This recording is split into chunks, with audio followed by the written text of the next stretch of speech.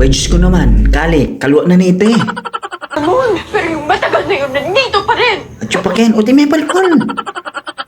Kasalanan ko. Uti, takit ang siyar. Karang ka, palwal mo. Kamali ko mo minsan. Makakalik mo ni. Lang, kay isa, dalawa, tatlo, pareho lang yun. Sumagaw ka pa rin sa iba. Bakit? Pachay ka magkape. Kape din sumuso kang alwa. Potang ka magkape. May kisoso ko mong kape. Para putuya mo ka kanyang ka. What? O siyempre, manyam lareta putong katol. Ratong kuleping. At ilang mayo mo pa mo. Ay putang misa manyad ka na ako. Tsaka malasing ko kanita. Yung sinusokate ang putong katol. Tek na palusot yun. Kahit lasing ka, alam mo, ginagawa mo. Balo kong nagawang ko kaya sinosokate ang putong katol. May ba yung putong katol? Diyan nga nga nakatamo sa tidil-dil talaking kapereta. Nice. Oo, sige, sorry na. Nagkamali ko.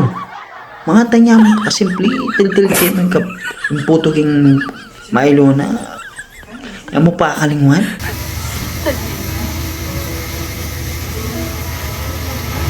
Kayong mga lalaki. Ako na naman. Puro na ako? Ano ka pwedeng ka na mo? Akala niyo pag nambababae kayo, nasasaktan niyo lang kami. Makikipagtsuktsakan kayo tapos in-expect niyo, iiyak lang kami. Itutulog ang sakit tapos pagising okay na. Nano, tsuktsakan na naman. Kali naman, tsuktsakan. Si tinilkil kaya mo piniing puto. King Milo na, buri kitang Milo. O tsuktsakan na ng mga manon. Pagising mo, natural. Alang kagising mo, malasing ka. Tinilkil kaya mo piniing puto. Malasing ka, paggising mo, okay. Yun ang pangarap namin. Oh, ito pala yung pangarap mo eh.